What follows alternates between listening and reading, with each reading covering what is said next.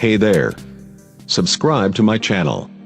And also press this bell icon, so you never miss any new updates, cause whenever we upload new video you will get a notification on your phone.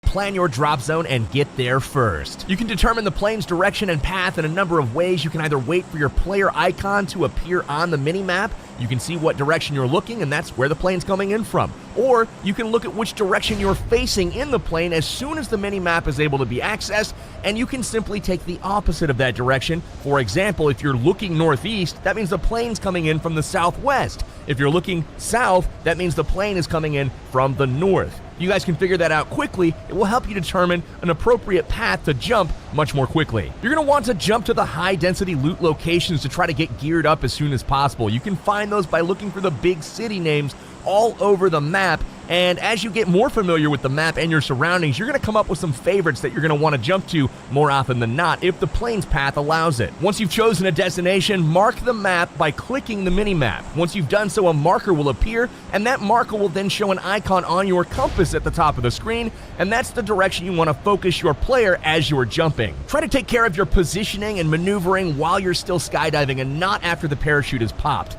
Once the parachute has deployed, you want to fly directly down to your destination, whether it's a rooftop or a building. While you're on your way there in the parachute, that is a good time to look around with the eyeball tool to make sure that you don't have enemies that are landing near you, next to you, or even on top of you. You've got to figure out if you're going to land first or if they're going to land before you, and that's going to shape how you play the game from that point forward. That leads us into tip number 2. You need to gear up quickly, and you want to make sure that you pick up the very first gun that you come across. Whether it's a pistol, shotgun, or other subpar gun, it does not matter. Having a gun is much better than having fists when you come across your first enemy, especially if it's an unexpected first encounter where maybe you didn't spot all of the people flying in right behind you.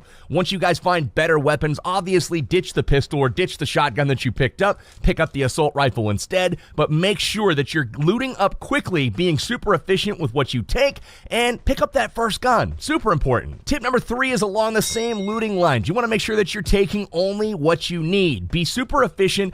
Don't take ammo and attachments for guns that you don't even have, or don't keep the ammunition or attachment from guns that you have dropped in favor of others. If you drop and pick up a shotgun and a choke and all kinds of 12-gauge shells, you want to make sure that you ditch those once you pick up an assault rifle to replace the shotgun. The attachments and the ammo will not clear out of your inventory, and that inventory space is valuable for other things such as boosts or med kits. You want to make sure that you have the space available for the items that are actually going to benefit you. Now, once you've dropped, cleared your immediate area, looted up a little bit, and you're starting to get ready to actually defend yourself or even fight, you want to take note of tip number 4, and that is to pay attention to the safe zone. Open up your mini-map, check the white circle, and if you are outside of that first white circle, you know that you need to move to get to it before that first timer counts down that's right below your mini-map and the safe zone starts to collapse. If it collapses and you're outside of it and you're in the blue zone, you will start to take periodic damage, which is not super helpful if you're trying to win the game.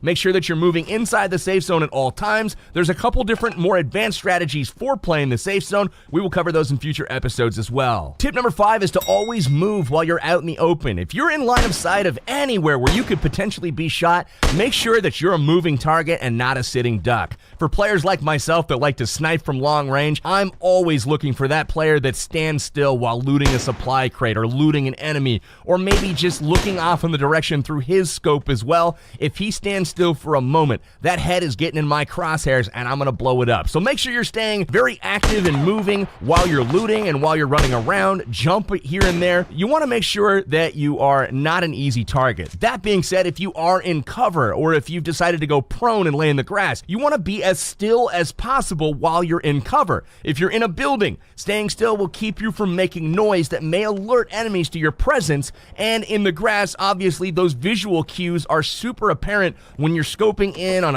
a hillside and all of a sudden you see something move. That'll cause an enemy to look in closer to your area and ultimately find you and kill you. Tip number 6 is to use the eyeball tool. Just like you did when you were dropping in with your parachute, it's super helpful when you're running around the map as well. Once you've determined where you're trying to run or drive, you want to look around with the eyeball tool so you can do a couple of things. You can scan the area to see if there are any potential threats watching you, and you can also sneak up on people by looking at them, planning your attack, and they don't ever know that you actually see them. So use that to your advantage. Make sure to use the eyeball tool as you're driving around. Don't just tunnel vision on a target or an enemy or a destination, and forget to check your flanks. Now, eventually footsteps and gunshots and cars driving by are going to start to fill up the battlefield. You're going to hear sounds. And tip number 7 is to use these audio cues to locate nearby enemies. This is absolutely imperative, and probably about 90% of tracking enemies, their location, comes from audio and not visual cues. Not joking here, guys. Having a stereo headset or earbuds is crucial to your success in this game. Highly recommend that you grab that audio for tracking and locating your enemies. To do this using audio alone, you want to focus your player's crosshair on the direction where you think the sound is coming from. Make sure the gunshots or the footsteps or the car sounds, that the audio is balanced from a volume perspective in your left and your right ears. You want to make sure that it sounds the exact same loudness, and once you've done that, you're going to be looking pretty much right at where the sound originated from. Now, the volume of the shots, of the footsteps, that is going to tell you how close the target is, whether it's super far away or if it's right next to you. Tip number 8 expands upon the same process of tracking and locating your enemies when there are audio cues going off in the game. If you hear gunshots, put your crosshair where you think they're coming from, but immediately put your eyeballs, your visuals, on the mini-map. Look at the mini-map, and there's going to be an orange radar blip that pops up on that mini-map, and that is going to tell you the general direction of where those shots came from. Now, if you can combine your hearing and your seeing so that both of these senses are telling you the same direction, there's a great chance that you're going to find your enemy in that direction. Now, you can also use your mini-map to plan routes. All you have to do is look at it, tap it to open it up, make it big. You can pinch it to zoom in or out, and then once you've done so, you can mark the map just like you did on the flight in to plan your routes, and that'll again put a marker on your compass that you can track and follow at any time, making navigation a breeze. Now, once you've been in a few fights or taken some fall damage or gotten in a sticky situation in the gas and you've lost a little bit of health, tip number 9 is going to come in super handy, and that's to make good use of boosts and keep your player at full hit points. You want to make sure that you're not suffering by going into fights missing any HP at all. That is going to put your opponent at a significant advantage. There are a lot of weapons in the game that are balanced to where 1 or 2 shots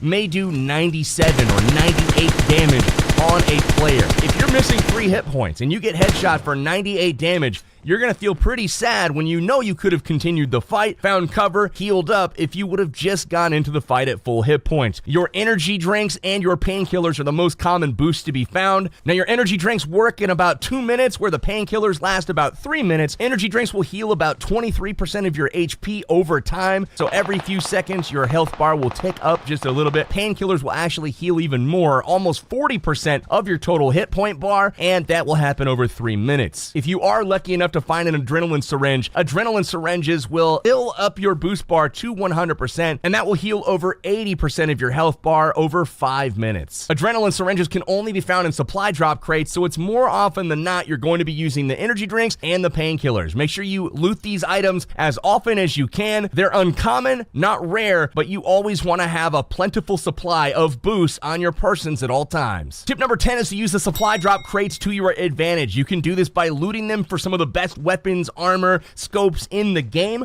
or you can use them as bait. If you're able to get to a crate first, loot it, and get a little bit away from it, you can continue to watch the crate as other players in cars and vehicles and even on foot will surely approach it to see what was in the crate, and you can shoot them dead pretty easily. Or if you come up onto a crate late and it's been down for a while, you know that there's probably people in the area. You can come up on full alert and make sure that you're able to pick these guys off as they're trying to escape that danger zone of around the crate. Tip number 11 is to make use of the prone stance on your own terms. This means that prone is a very valuable way to hide your person and make yourself less visible. This is essentially laying down in the grass, snaking around, hiding, and attacking by surprise. That is something that is very, very effective, but it is not effective if you are not doing it on your own terms. What do I mean by that? Go prone when nobody has seen you approach an area. Don't go prone if you're being shot at. If you decide to lay down after you've already been acquired by somebody that is putting their scope on you, you are dead. They know exactly where you laid down because they're looking right at you. If you are being shot at, instead of going prone, run to the nearest cover, zigzag, jump around, make yourself a difficult target to hit, but going prone while somebody's shooting at you is essentially waving the white flag and surrendering. Unfortunately, in PUBG Mobile, there are no prisoners of war. You're just gonna die. In this game, I was able to obtain a ghillie suit and get to an area undetected, so once I went prone, I was able to sneak attack my enemies without them ever knowing where I was. Tip number 12 is to fight from cover to decrease your exposure to your enemies. People are going to be looking to take you down constantly, and if you're able to fight from behind a tree or inside of a house, yes, you might get shot, you may take some damage, but you can go behind that cover during the fight and heal up. You can even get all the way back to full health before you re-engage.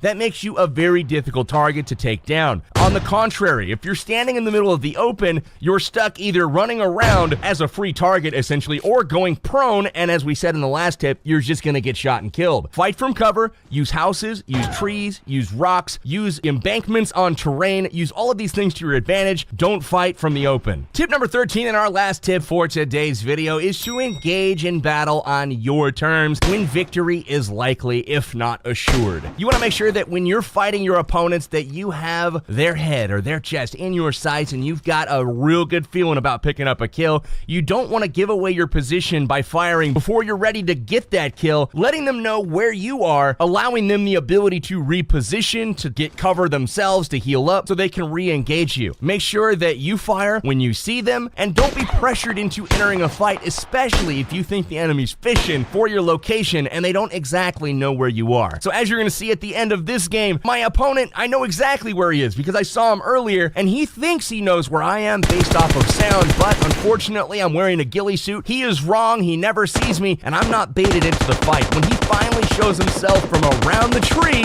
I'm ready for him. Pop him right in the chest, get him in the head, and boom, winner, winner, chicken dinner. That is how it's done, ladies and gentlemen. We'll add that notch onto our belt, another chicken dinner. We're full around here, baby. If you guys are liking the tips, if you're liking the trips, make sure you subscribe to the PUBG Mobile channel. We're going to be putting out a ton of amazing videos over the next several months that are going to help you guys become a better player and have some more fun playing PUBG Mobile. For now, I'm your host, Pubg. I'm signing out, and I'll be with you guys next time.